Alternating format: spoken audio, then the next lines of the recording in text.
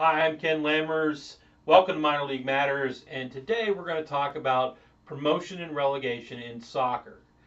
For those of you who are American fans of the typical way American sports work, we don't do this in the United States and Canada so much.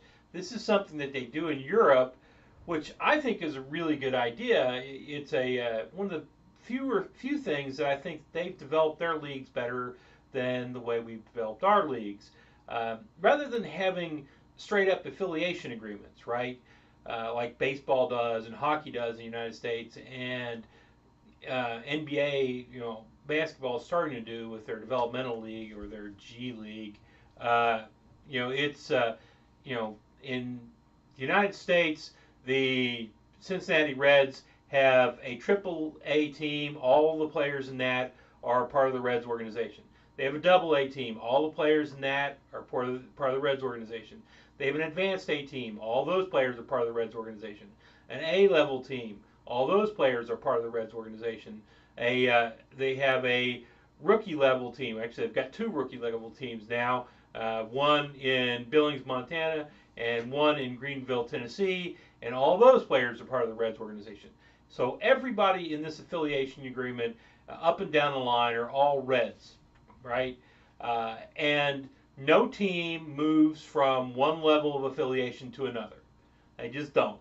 Uh, there's a certain number of teams. They match up specifically with the amount of teams that are in Major League Baseball, not counting independent leagues, obviously. And so that's that, right? Uh, your AAA Louisville Bats are never going to move up to Major League Baseball, and your Cincinnati Reds are never going to move down to AAA. Not going to happen. Uh, in Europe, particularly soccer, but I think they do this for rugby too. I don't think it's really something that applies for cricket, but soccer, I think they do it for rugby. Your different level leagues don't have affiliations all the way up and down with the top team. They have academies and stuff like that, which are kind of weird, not really the greatest idea. But they have you know your top level teams, your Premier League in England, right? Yeah, it might send some players down to lower level leagues as part of a contract issue or something like that. But your top level team, Premier level team, Brighton and Hove Albion, the Seagulls, is not going to have, even if it has some players that it's agreed to contract out to Swansea in the Champions League, next level down, it is not going to own all the players on Swansea, right? The Swansea may have made deals with a couple different teams. They have some good players who are, waiting to really make their breakthrough, come play for them for Manchester United, Man City, Arsenal. They could have a few players from each of those. It's all kind of a contract thing, more than that, and so they're not. Their players aren't all affiliated with one team. What this allows and what actually happens is then uh, the lowest level teams in every level move down to the next lowest level. This is the equivalent of saying that in baseball in the United States, if the two worst teams with the two worst records in Major League Baseball would then become AAA teams, and the two teams with the best records in AAA baseball would then become Major League Baseball teams, right? This is what they do in Europe for soccer, and I think rugby. Soccer is the one we hear about mostly. And it's a system that works pretty well. And why it works well is that it makes there be interest all the way up and down the scale, right? There are teams that are trying to win it all, and then there are teams that are trying not to get relegated, not to get sent down to the next lower league. So, you may be watching Man U and Man City and Arsenal and Tottenham and all these at the top fighting out to see who's going to be in the top four slots so they can go off to the Champions League next year. But then down at the bottom, if you're a fan of a team that's not doing so well, you're still really interested because you are worried that they might get relegated down to the next level league and moved out of the Premier League to the Champions League. So this causes a pretty good amount of competition. It's an interesting way to run things, and it keeps interest up. Now, it also makes, for instance, it drives fan interest in lower level leagues, right? So if we were doing this in the United States and you were a fan of the Louisville Bats or a fan of the Memphis Redbirds and they were the top of their leagues, Memphis Redbirds are in the PCL, Louisville Bats are in the International League. They were the top of their leagues or fighting for the top of their leagues. You'd be interested to go there because next year they might be a Major League Baseball team, right? So there's always that goal to move up, and there's always that fight to keep from being moved down. It's a pretty good way to run things. I'm not a fan of a lot of the way things are developed in European leagues, but this is one of the really good things they've done. The problem is the United States soccer has not adopted this. And as we all know, if you don't do it exactly the way the Europeans do it, it's wrong. Right? That's just the way your basic American soccer snob sees things. And I tend to agree with them on this, right?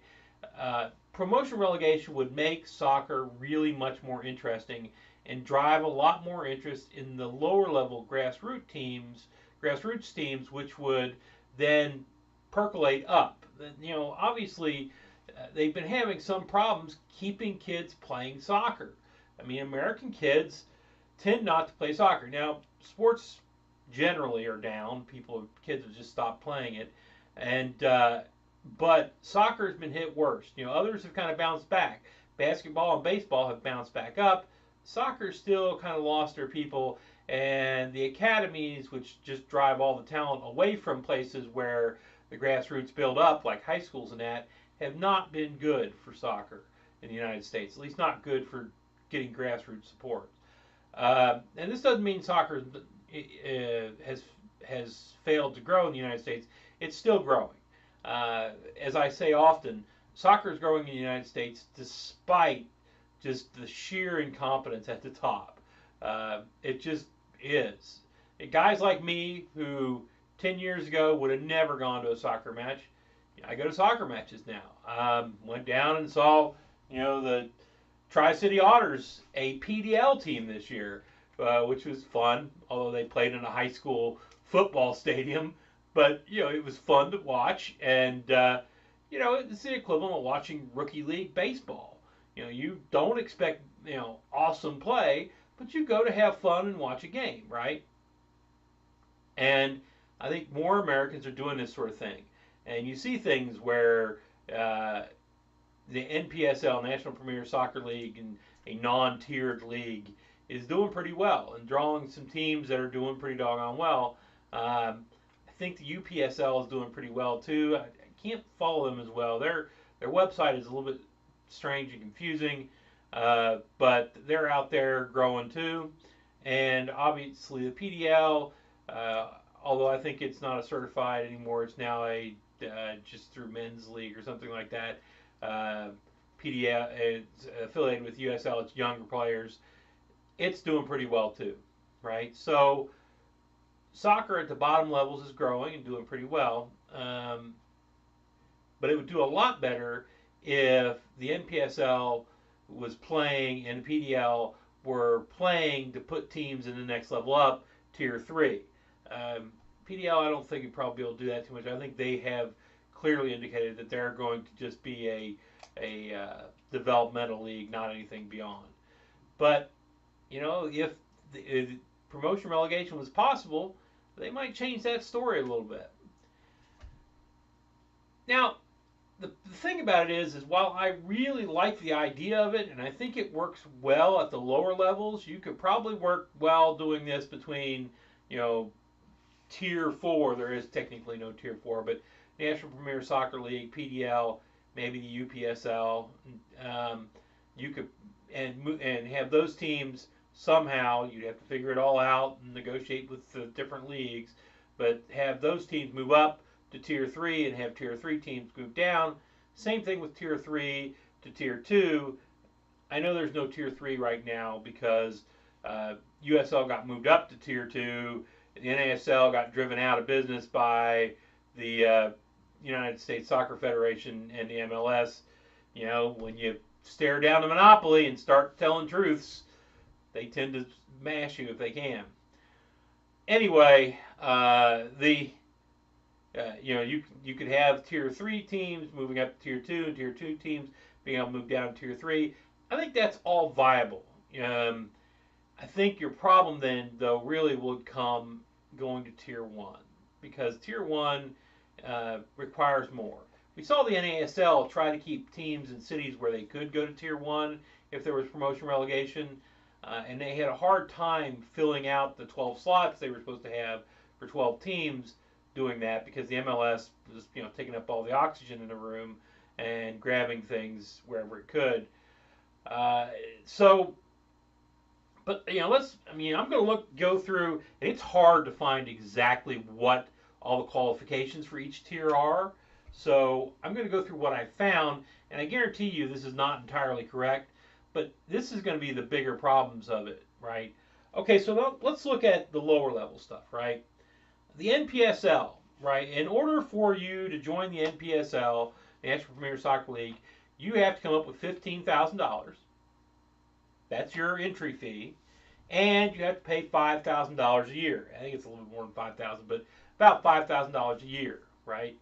So this is workable, right, for a team, say Detroit City FC, something like that, Minneapolis SC. You can work this, right? As long as you can get decent little crowds coming up, a couple hundred each time, that sort of thing.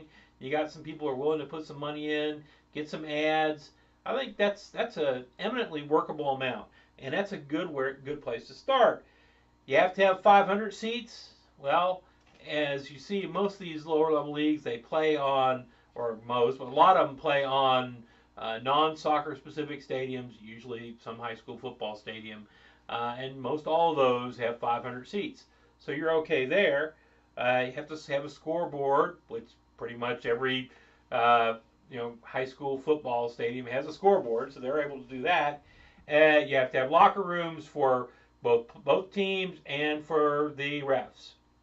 And most high school football stadiums have those too. So it's all built in. You can actually get a National Premier Soccer League team going pretty well. Couldn't really find what you had to do to get a PDL team going.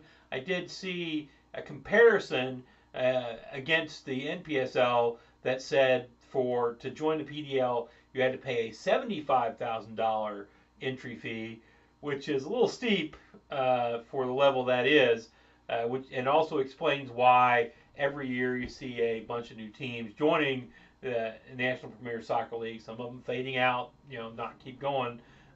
It's a shifting, teams all the time, but you see a lot of new ones coming in, and they have a lot of teams there, right? The UPSL, I tried to find exactly what it is. I couldn't really find much about them as to what the costs are, and what you have to do to get in, how many seats you have to have, or anything like that. But I imagine it can't be much different than National Premier Soccer League. Probably a little bit less, because I think the Npsl, my gut feeling tells me the Npsl of all these is up here, PDL is about up here, and then UPSL is a step down, really. Maybe tier 5 if we were going to say they were actually tiers. Although they would argue with me on this, I'm sure, because they talk about having promotion and relegation within their leagues. Despite the fact they don't seem to have a national championship, it's not really a league. It's a whole bunch of leagues under one rubric who have conference championships, as best I can tell. Okay, but that's all there. So pretty easy entry, at least in Npsl. So you could get a team going pretty well, right? And then you could build it up, do like Detroit City FC, end up eventually with a soccer-specific stadium, and really kind of be in pretty good shape. Then, say you did have promotion and relegation, you'd probably have to qualify for the next level up, right? Well, the next level up is Division 3. Now, Division 3, you have to have 1,000 seats. Again, you could probably do this at most high school and college football stadiums that are being converted over to play, or you could do it where things like baseball stadiums that have been converted to play, that sort of thing. You can get enough seats. That's probably not a problem. You have to have enough cash to keep that business running for 3 years, and they require a $10 million, an owner who's got $10 million worth of money, and a $250,000 bond, right? So this is a huge problem if you are going along and you've got a popular little team that's in the Npsl and you are supposed to get promoted to Division 3. If they start trying to hit you with this kind of responsibility and these kind of requirements, I think that a lot of these teams probably couldn't make that shift. If you were going to do promotion relegation, you'd probably have to drop all this requirements for 3 years cash, $10 million in the owner's liquidity, $250,000 bond, or you just wouldn't get teams moving up because they could not fulfill the requirements. It gets worse as you go on. Division 2, the step above Division 3, you have to have 5,000 seats wherever you're at.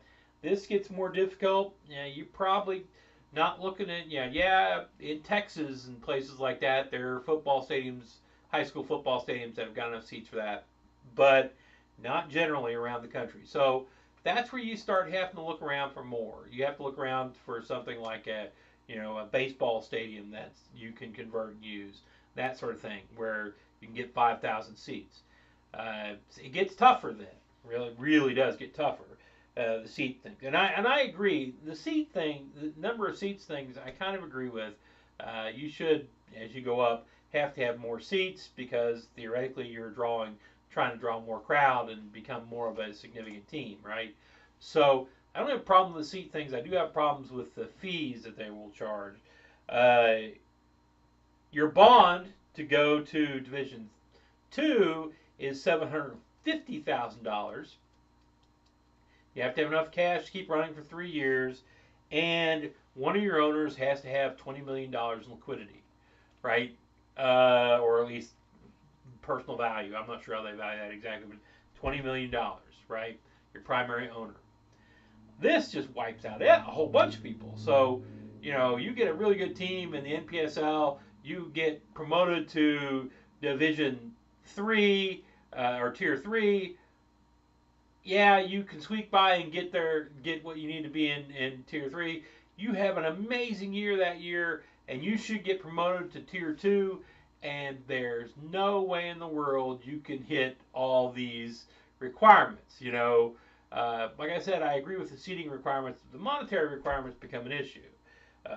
Although you do have to make sure they have enough money to be able to do what they got to do. So, you have to compromise in this somewhat, but that's where it is. And remember, Division 2 in the United States, at least as the USL plays it, the Eastern teams stay in the East, the Western teams stay in the West. Never the twain shall meet until such time as there's playoffs, at which time, they go once a year for a month and a half during playoffs. They will go back and forth, and even then, the East side plays all Eastern teams up, and the West side plays all Western teams until it becomes time when they have the championship, and then one team has to go to the other to play the championship, right? So if last year, for instance, Louisville won, and the team from the West, whom I can't remember who it was, the team from the West had to travel to Louisville for the championship game. Probably their most expensive trip of the year, right? So at least once a year you have to be able to do that. So there is more expense in Division 2 than there would be other divisions. And then we get to Division 1, and this is just a breaker here, right? You have to have 15,000 seats, and this is United States Soccer Federation requirements. I'm sure the MLS wants more than that, but you have to have 15,000 seats. You have to be in a city that has 1 million people, a market of 1 million people. So that cuts out a lot of places. That's kind of a ridiculous requirement. It's a promotion relegation killer. How many cities in the United States have that? In the flyover states where I live, you don't see that in a lot of cities. So that becomes a problem. Financial capacity requirements. You have to be able to keep your business running for 5 years. you have to put up a bond of $1 million, and the owners have to have of that team have to have $70 million in value. Now, I don't think it has to be one primary owner, but the owners have to have $70 million. So that becomes dang near impossible, right? And to be honest with you, it looks like it's meant to do that, right? It is more expensive to play in the MLS than it is in USL, because the USL does keep you Eastern Western, whereas the MLS will make you travel across the country and that sort of thing, right? And so it is more expensive. You would have to have more liquidity. You'd have to be able to do more. And yeah, I agree. You should have to have 15,000 seats. Major League Soccer is at about the level of AAA baseball is. AAA baseball, typical stadium is somewhere 15 to 20,000 seats. Some of them have more, but that's, it's about right, really. The seats thing, I don't have a problem with. I do have problems with a lot of the money stuff, which seems really. I know that soccer has regulated itself in the United States very carefully to make sure that they stay in business, that they don't go bankrupt. But on the other hand, this does seem like the jumps from level to level to level make it impossible. Even if you were to start out a team and say, I live in Wise County, Virginia, the Wise County Wahoos, they start out in Npsl. They're able to move up to Division III because they're an awesome team, and the high school football stadium they play at has got enough seats. It becomes difficult when you got to move to Division II, but we'll say they go out to the college and get the college football stadium for Division II, and they get 5,000 seats, and they've got enough liquidity to play in the East and all that sort of stuff. And then it becomes incredibly hard when you go to Division One, Tier One, I should say, because where are they going to get 15,000 seats? They've got a local college here, but they haven't got any big monster colleges, the big university stuff type things, which has 15, 20, 30, 50,000 seats. They don't have that. So what would they do? Would they be able to qualify? They probably should be able to qualify, but you worry about the finances then too, because the requirements more travel in the MLS. So what all this basically I'm saying is that in some ways there seem to be unneeded barriers that would stop promotion relegation in the United States.